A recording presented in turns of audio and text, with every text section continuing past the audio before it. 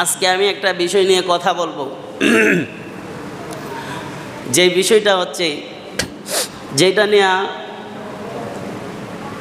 কথা না বললেই নয়, সেটা হচ্ছে নামাজে সূরা ফাতিহার শেষে আমিন আস্তে বলবো না জোরে বলবো?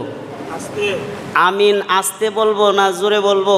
আজকাল দেখা যায় অনেকে নামাজে সূরা ফাতিহা যখন ইমাম সাহেব শেষ করে তখন জোরে জোরে বলে আমিন বলে, আর বলে আমরা নাকি, ওরা আমিন বলে আমিন নাকি সহিহ হাদিসে আছে, আর আমরা যে আস্তে আমিন বলি আমিন নাকি সহিহ হাদিসে নাই।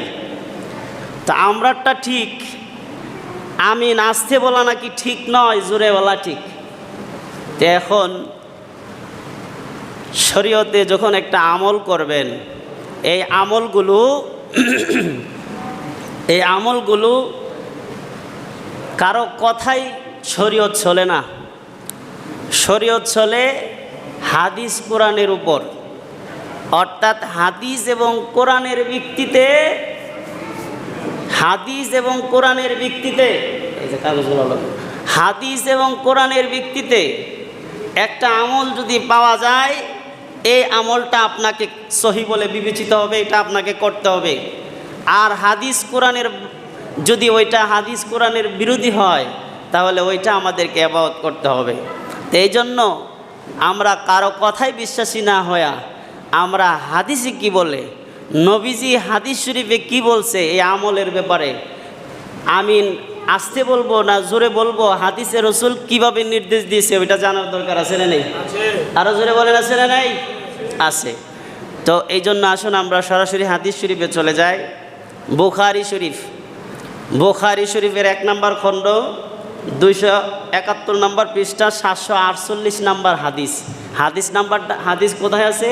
বুখারী শরীফের 1 নম্বর খণ্ড 271 নম্বর পৃষ্ঠা, তারপরে হচ্ছে 748 নম্বর হাদিসে আমিন আস্তে বলবো না জোরে বলবো এই ব্যাপারে বর্ণিত হয়েছে।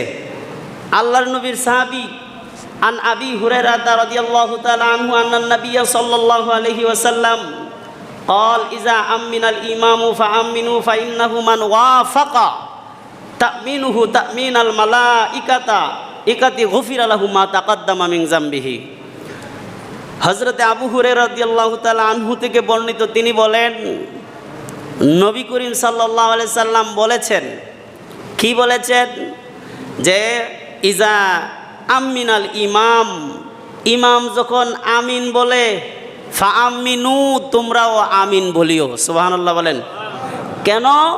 কারণ তোমরা যখন আমিন বলো নামাজে, তখন তোমাদের সাথে অসংখ্য ফেরেশতারা আমিন বলে। সুবহানাল্লাহ বলেন। অর্থাৎ আমরা যখন নামাজে সূরা ফাতিহা শেষ করে আমিন বলি, তখন আমাদের সাথে সাথে ফেরেশতারাও আমিন বলে। তারপরে নবীজি কি বলতেছেন? মান ওয়াফাকা তামিনুহু তামিনাল মালাইকা, তোমাদের আমিন বলাটা যদি ফেরেশতাদের আমিন বলার সাথে মিলে যায়, তোমাদের আমিন বলাটা যদি ফেরেশতাদের আমিন বলার সাথে মিলে যায়, তাহলে গুফিরা লাহু মা তাকাদ্দামা মিন যামবিহি, আল্লাহ তাআলা তোমাদের অতীতের সব গুনাহ মাফ করে দিবে। সুবহানাল্লাহ। তাহলে নবীজি বলতেছে আমরা যে নামাজে আমিন বলি, এই আমিন বলাটা যদি ফেরেশতাদের আমিনের সাথে মিলে যায়, তাহলে আমাদের অতীতের যত গুনাহ আছে সব গুনাহ মাফ করে দিবে। এখন আপনারা বলেন, ফেরেশতারা কি আস্তে আমিন বলে না জোরে আমিন বলে? ফেরেশতাদের আমিন কি শোনা যায়? অথচ হাদিস শরীফে আসছে আমরা যখন আমিন বলি লক্ষ লক্ষ ফেরেশতারা আমিন বলে, তাহলে ফেরেশতারা যদি জোরে আমিন বলতো আমরা শুনতাম নি? নাকি এমন কোনো ঘটনা ঘটছে যে আমরা যখন গায়রিল মাগদুবি আলাইহিম ওয়ালাদ-দাল্লিন বলার পরে মসজিদের কোনায় কোনায়, আলিয়াপাড়ার মসজিদের কোনায় কোনায় ফেরেশতারা জোরে জোরে আমিন বলছে, আমিন বলে চিল্লায় উঠছে? এমন কি কেউ শুনছেন? আরো জোরে বলেন, শুনছেন? শোনেন নাই। তার মানে যেই তো শুনি নাই, তার মানে ফেরেশতারা আস্তে আমিন বলে, ফেরেশতারা জোরে বলে না, ফেরেশতারা আস্তে আমিন বলে বিধায় আমরা শুনি না। এই জন্য বলেছে ফেরেশতাদের আমিনটা আস্তে আমিন। এখন আমরা যদি নামাজে আস্তে আমিন বলি, তাইলে ফেরেশতাদের আমিনের সাথে মিলে যাবে। আল্লাহর নবী বলেন তামিনুহু তামিনাল মালাইকা, যদি তোমাদের আমিন বলাটা ফেরেশতাদের আমিন বলার সাথে মিলে যায়, তাহলে তোমাদের অতীতের সব গুনাহ মাফ হয়ে যাবে। তার মানে আমরা যদি আস্তে আমিন বলি, আমাদের আমিনটা ফেরেশতার সাথে মিলে যাওয়ার কারণে অতীতের সব গুনাহ মাফ হয়ে যাবে। সুবহানাল্লাহ বলেন। তাহলে বুখারী শরীফের এই হাদিস থেকে প্রমাণিত হয়, এই হাদিস থেকে বোঝা যায় আস্তে আমিন বলাটাই রসুলের সুন্নাহ। কথা বলেন ঠিক কিনা? তারপরে আসেন, আস্তে আমিন বলা যে রসুলের সুন্নত, আস্তে আমিন বলাটাই যে নামাজের মধ্যে রসুলের সুন্নত, আরেকটা হাদিস শরীফ আমরা দেখি, যে হাদিসটা দেখলে আরও স্পষ্ট হয়ে যাবে। ওই হাদিস শরীফটা কোথায় আছে? মুসনাদে আহমদ, ইমাম বুখারী রহমতুল্লাহি আলাই, ইমাম বুখারী রহমতুল্লাহি আলাইয়ের উস্তাদের লিখিত কিতাব মুসনাদে আহমদ, আহমদ শরীফের মধ্যে, মুসনাদে আহমদ শরীফের মধ্যে আসছে 31 নম্বর খণ্ড 186 নম্বর পৃষ্ঠা, হাদিস নাম্বার হচ্ছে 18,850 নম্বর হাদিস। মুসনাদে আহমদ শরীফের মধ্যে এই হাদিসের মধ্যে বর্ণিত হয়েছে, আন ওয়াইল ইবনে হুজুর রাদিয়াল্লাহু তাআলা আনহু, আল্লাহর নবীর সাহাবী ওয়াইল ইবনে হুজুর রাদিয়াল্লাহু তাআলা আনহু থেকে বর্ণিত হয়েছে। হাদিস কানা কল, তিনি বলেন, সাল্লা বিনা রাসূলুল্লাহি সাল্লাল্লাহু আলাইহি ওয়াসাল্লাম, নবীর সাহাবী ওয়াইল ইবনে হুজুর রাদিয়াল্লাহু তাআলা আনহু বলেন, সাল্লা বিনা রাসূলুল্লাহ সাল্লাল্লাহু আলাইহি ওয়াসাল্লাম, রাসূল সাল্লাল্লাহু আলাইহি ওয়াসাল্লাম আমাদের নামাজের ইমামতি করলেন। সাল্লা, সাল্লা মানে নামাজ, বিনা মানে আমাদের, সাল্লা বিনা রাসূলুল্লাহ সাল্লাল্লাহু আলাইহি ওয়াসাল্লাম, রাসূল সাল্লাল্লাহু আলাইহি ওয়াসাল্লাম আমাদের নামাজের ইমামতি করলেন। আমরা নামাজে রসুলের পিছনে ইক্তিদা করলাম, মুসল্লি হয়ে দাঁড়াইলাম, দাঁড়ায়া আমরা যখন রসুলের পিছনে নামাজ পড়তেছি, রসুল যখন আমাদের নামাজের ইমামতি করলেন, তারপরে ফালাম্মা করা, নবীজি যখন নামাজে কারাত পড়লেন, কারাত পড়তে পড়তে গায়রিল মাগদুবি আলাইহিম ওয়ালাদ-দাল্লিন, গায়রিল মাগদুবি আলাইহিম ওয়ালাদ-দাল্লিন যখন নবীজি বললেন, তখন ক্বালা আমিনু, নবীজি আমিন বললেন, ওয়া আখফা বিহা সাউতাহু, আস্তে আওয়াজে আমিন বললেন। সুবহানাল্লাহ বলেন। নবীজি কি আওয়াজে আমিন বলে? আখফা, আখফা শব্দের অর্থ হচ্ছে গোপন, গোপন। নবীজি গোপনে গোপনে আমিন বললেন। তাহলে এখানে স্পষ্ট আছে, নবীর সাহাবী ওয়াইল ইবনে হুজুর রাদিয়াল্লাহু তাআলা আনহু বলতেছেন, আমরা নবীর পিছনে ইক্তিদা করলাম, নবী আমাদের নামাজ পড়াইছে, আমরা সরাসরি নবীর পিছনে নামাজ যখন পড়েছি, তখন ফালাম্মা করা, নবী যখন কারাত পড়তে শুরু করলেন, কারাত পরে গায়রিল মাগদুবি আলাইহিম যখন বললেন, ওয়ালাদ-দাল্লিন বলার পরে ক্বালা আমিন, নবীজি আমিন বললেন, ওয়া আখফা বিহা সাউতাহু, আস্তে আওয়াজে আমিন বলেছিলেন। সুবহানাল্লাহ বলেন। তাহলে এই হাদিস শরীফ থেকেও বোঝা যায় নামাজের মধ্যে আস্তে আমিন বলাটাই সুন্নত, আস্তে আমিন বলাটাই উত্তম। তাহলে আমরা বুখারী শরীফ থেকে জানলাম নামাজে আস্তে আমিন বলাটাই সুন্নত। আমরা মুসনাদে আহমদ শরীফ থেকে জানলাম, নামাজে সহিহ মুসলিম শরীফ থেকে হাদিসে জানতে পারলাম নামাজে আস্তে আমিন বলাটাই উত্তম, আস্তে আমিন বলাটাই সুন্নত। আমরা যদি আরেকটা হাদিস শুনি, এই হাদিস শরীফটা কোথায় আছে? আবু দাউদ শরীফ, সিয়াসিত্তার অন্যতম হাদিস। পৃথিবীর মধ্যে 6টা হাদিস আছে সিয়াসিত্তার হাদিস। সমস্ত আলেম ওলামাগণ এই 6টা হাদিসকে সহি হাদিস বলে, সহি হাদিস বলে, সহি হাদিস গ্রন্থ বলে স্বীকৃতি দিয়েছে। এর মধ্যে অন্যতম একটা হচ্ছে বুখারী শরীফ, মুসলিম শরীফ, তারপর হচ্ছে আবু দাউদ শরীফ। এই আবু দাউদ শরীফের 1 নম্বর খণ্ড 577 নম্বর পৃষ্ঠা, হাদিস নাম্বার হচ্ছে 1117 নম্বর হাদিস। 1117 নম্বর হাদিসের মধ্যে বর্ণিত হয়েছে, এই হাদিসটাও ওয়ান ওয়াইল ইবনে হুজুর রাদিয়াল্লাহু তাআলা আনহু কল, ওয়ান ওয়াইল ইবনে হুজুর রাদিয়াল্লাহু তাআলা আনহু, নবীর সাহাবী হযরত ওয়াইল ইবনে হুজুর রাদিয়াল্লাহু তাআলা আনহু থেকে বর্ণিত, তিনি বলেন, লাহু সাল্লাম আন নবী সাল্লাল্লাহু আলাইহি সাল্লাম, আমি রাসূলুল্লাহ সাল্লাল্লাহু আলাইহি সাল্লামের সাথে নামাজ আদায় করছি। সাল্লা নামাজ, মান নাবিয়া, মান মানে নবীর সাথে আমি নামাজ আদায় করছি, নবীর সাথে একসাথে নামাজ পড়েছি। নামাজ পড়তে গিয়ে আমি দেখছি ফালাম্মা করা, নবী যখন কেরাত পড়ছে, ওই যে নামাজে সূরা ফাতিহা সাথে যে সূরা মিলা, এটাকে কেরাত বলা হয়। নবীজি যখন কেরাত পড়েছেন, কেরাত পড়ার পরে ফালাম্মা করা, কেরাত পড়তে পড়তে গায়রিল মাগদুব, যে এখানে আসছে গায়রিল মাগদুবি আলাইহিম ওয়ালাদ-দাল্লিন, নবী যখন ওয়ালাদ-দাল্লিন পর্যন্ত বললেন, পড়ার পরে ক্বালা আমিন, নবীজি আমিন বলছে, খাফাজা বিহা সাউতাহু, খাফাজা বিহা সাউতাহু, আস্তে আওয়াজে আমিন বলেছেন। সুবহানাল্লাহ বলেন। তাহলে এই হাদিস শরীফ থেকেও বোঝা যায় যে নবীজি নামাজে জোরে আমিন বলে নাই, আস্তে আমিন বলছে। আস্তে আমিন বলাটাই নবীজির সুন্নত। সুবহানাল্লাহ কোন। তারপরে আসেন আরেকটা হাদিস শরীফ আপনাদেরকে শোনাই। ওই হাদিস শরীফটা আসছে কোথায়? আল মুসান্নাফে আব্দুর রাজ্জাকের মধ্যে আসছে। এই হাদিস শরীফটা কোথায় আসছে? মুসান্নাফে, আল মুসান্নাফে আব্দুর রাজ্জাক, হ্যাঁ, দ্বিতীয় খণ্ড 87 নম্বর পৃষ্ঠা, হাদিস নাম্বার হচ্ছে 2597। 2597 নং হাদিসের মধ্যে বর্ণিত হয়েছে, আন ইব্রাহিম রহমতুল্লাহ আলাইহি ক্বাল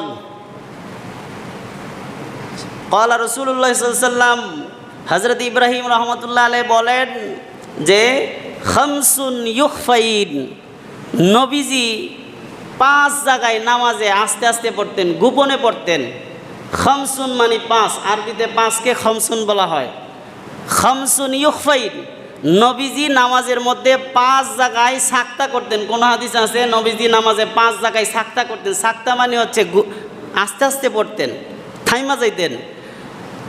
তো 5 জায়গার এক জায়গা হচ্ছে সুবহানাকা আল্লাহুম্মা ওয়া বিহামদিকা। নবী যখন নামাজ শুরু করতেন, নামাজ শুরু কইরা সুবহানাকা আল্লাহুম্মা যখন বলতেন, তখন নবীজি নামাজে থাইমা যাইতেন, আস্তে আস্তে পড়তেন।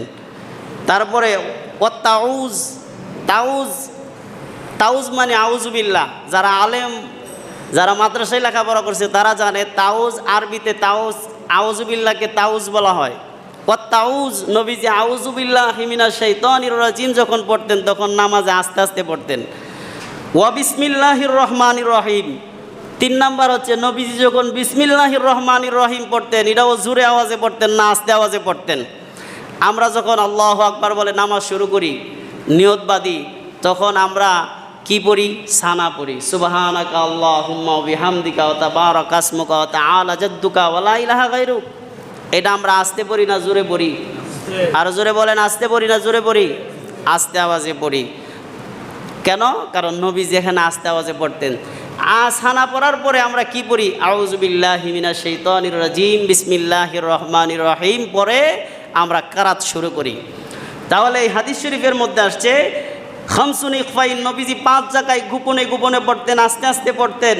5 জায়গার এক জায়গায় হচ্ছে নবী যখন নামাজ শুরু করতেন, শুরু করে নবীজি সুবহানাকা আল্লাহুম্মা ওয়া বিহামদিকা অর্থাৎ সানা যখন পড়তেন তখন নবীজি চুপি চুপি সানা পড়তেন। তারপরে ওয়া তাউজ, আউযু বিল্লাহি মিনাশ শাইতানির রাজিম নবীজি আস্তে আস্তে পড়তেন। ও বিসমিল্লাহির রহমানির রহিম, নবীজি নামাজে বিসমিল্লাহির রহমানির রহিম আস্তে আওয়াজে পড়তেন। তারপরে ওয়া আমিন, নবীজি যখন আমিন বলতেন তখন এটাও আস্তে আস্তে বলতেন। সুবহানাল্লাহ বলেন। তারপরে এটা হলো 4 নাম্বার। 5 নম্বরে আল্লাহুম্মা ওয়া আল্লাহুম্মা রাব্বানা লাকাল হামদ, নবী যখন নামাজে রাব্বানা লাকাল হামদ পড়তেন তখন আস্তে আওয়াজে পড়তেন। সুবহানাল্লাহ বলেন। সামি আল্লাহু লিমান হামিদা বলার পরে আমরা ধারায় কি বলি? রব্বানা লাকাল হামদ। এটা আস্তে বলি না জোরে বলি? আস্তে বলি। তাহলে এই হাদিস শরীফের মধ্যে মুসান্নাফে আব্দুর রাজ্জাক এই দ্বিতীয় খণ্ড 87 নম্বর পৃষ্ঠার মধ্যে যে হাদিস বর্ণিত, এই হাদিস শরীফের মধ্যে আমরা জানতে পারি নামাজের মধ্যে 5 জিনিস আস্তে আস্তে চুপি চুপি রসুল পড়তেন। 5 জিনিসের মধ্যে এক জিনিস হচ্ছে নবীজি নামাজে ও আমিন, আমিন যখন বলতেন আমিনটাও নবীজি আস্তে বলতেন, জোরে না। তার মানে এই হাদিসের আলোকে আমরা বলতে পারি নামাজের মধ্যে আমিনটা আস্তে বলাই উত্তম, জোরে বলা উত্তম নয়। কথা বলেন ঠিক না? এই জন্য রাসূলুল্লাহ সাল্লাল্লাহু আলাইহি সাল্লামের সারা জীবনের আমল ছিল নামাজে আমিন জোরে আস্তে বলা। তবে হ্যাঁ, যারা বলে নামাজের মধ্যে জোরে আমিন বলা, তারা হাদিস একটা আছে বুখারী শরীফে, কিন্তু এই হাদিসটা তারা ভুল বুঝছে। ব্যাখ্যা হাদিসের আগে পিছে, হাদিস পড়লে হাদিসের সারমর্ম এবং হাদিসের ব্যাখ্যা বিশ্লেষণ সব কিছু বুঝে যদি হাদিস পড়েন তাহলে এই হাদিসটাতে আমল করে আপনি মজা পাবেন। যেমন ধরেন বুখারী শরীফের মধ্যে একটা হাদিস আছে, এই হাদিসের মধ্যে আসছে যে রাসূলুল্লাহ সাল্লাল্লাহু আলাইহি ওয়াসাল্লাম আন ওয়াইল ইবনে হুজুর রাদিয়াল্লাহু তাআলা আনহু, হযরত ওয়াইল ইবনে হুজুর রাদিয়াল্লাহু তাআলা আনহু থেকে বর্ণিত, তিনি বলেন যে আমি রাসূলুল্লাহ সাল্লাল্লাহু আলাইহি সাল্লামের পিছনে নামাজ পড়ছি, আমি দেখছি নামাজে নবীজি 3 বার জোরে আমিন বলছে। কয়বার? 3 বার জোরে আমিন বলছে। কেন বলছে এটার ব্যাখ্যা পড়তে হবে। এই হাদিস শরীফের মধ্যে আসছে ইউআল্লিমুনা, নবীজি যে 3 বার জোরে আমিন বলছে, এই আমিনটা বলাটা ছিল শিক্ষাদানের উদ্দেশ্যে। নবীজি সারা জীবনে 3 বার জোরে আমিন বলছে। এটা কেন বলছে এটা আগে আমাদেরকে বুঝতে হবে।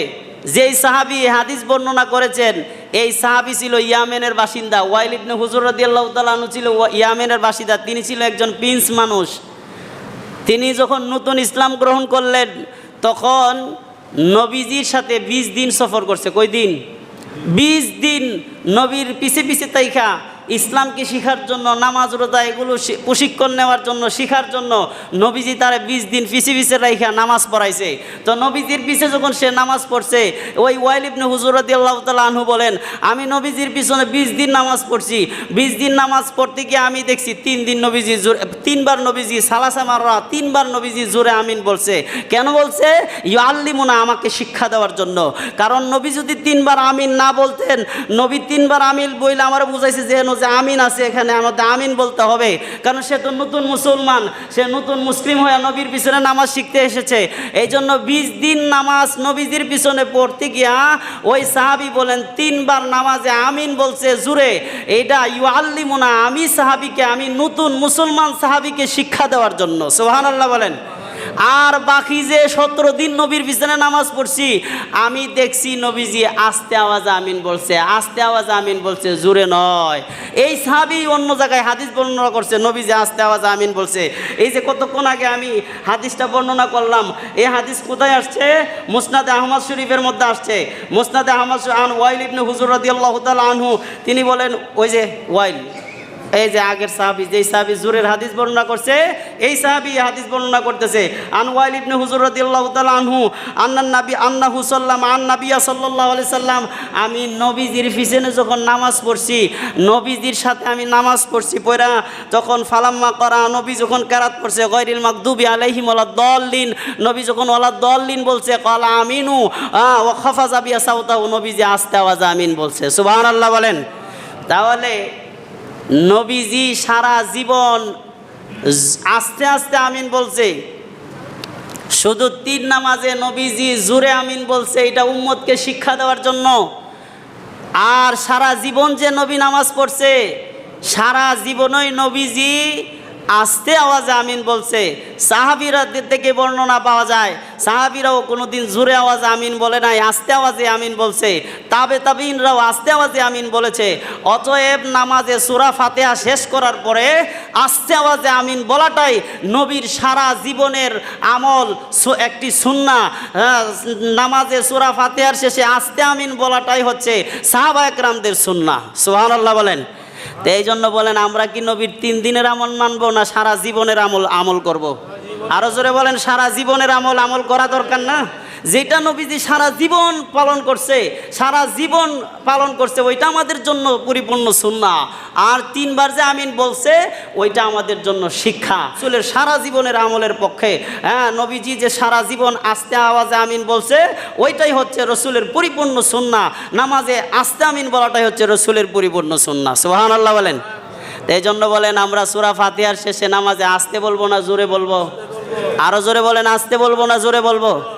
এই জন্য কিছু কিছু মানুষ আছে, দেখবেন কিছু কিছু মানুষ আছে, কেউ মিয়া বাহিরে জোরে আওয়াজ আমিন কইতারেন, নামাজের ভিতরে কইলে সমস্যা কি?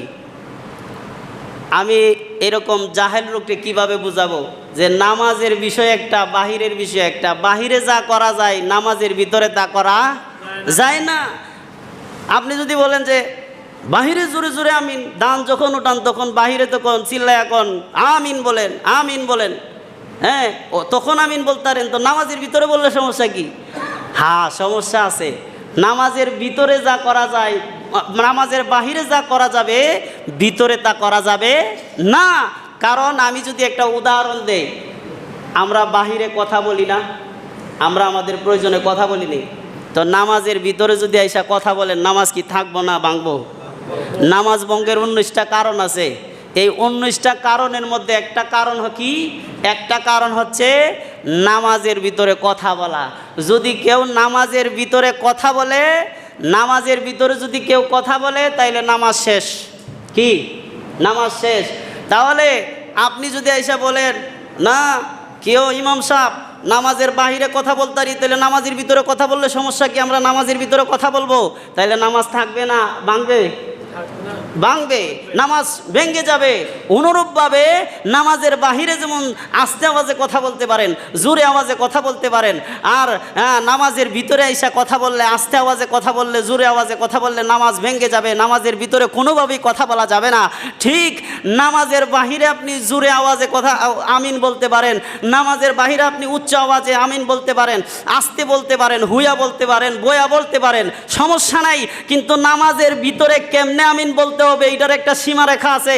নামাজের ভিতরে আস্তে বলবো না জোরে বলবো, এটার সীমারেখা রাসূল হাদিসে বলে দিয়েছে। এই জন্য নামাজের ভিতরে জোরে বলা যাবে না, নবী বলছে আস্তে বলার জন্য। এই জন্য নামাজের মধ্যে আস্তে আমিন বলাটাই সুন্নত। কথা বলেন ঠিক কি না? নামাজে আস্তেই বলতে হবে, আস্তে বলাটাই উত্তম। এই জন্য আমি আমার মাসালা আপনাদেরকে বুঝাইলাম, এবার মানার দায়িত্ব আপনাদের। যদি না মানেন যার যার ইখতিয়ার। কথা বলেন ঠিক কি না? তবে হ্যাঁ, হাদিসের মধ্যে যা পাওয়া যায় তা যদি আমরা না মানি, আমরা মানাটাই আমাদের জন্য করণীয়। আমাদের জন্য কি করণীয়? এই জন্য আস্তে আমিন বলবেন, নামাজের মধ্যে আস্তে আমিন বলবেন। এটাই হচ্ছে রসুলের পরিপূর্ণ সুন্নাহ এবং উত্তম একটা সুন্নাহ। যা আল্লাহ পাক আমাদের সকলকে বোঝার তৌফিক দান করুক। সবাই বলে আমিন। ওয়া আখিরি দাওয়ানা আনিল হামদুলিল্লাহি রাব্বিল আলামিন। যারা কাবলা জুমা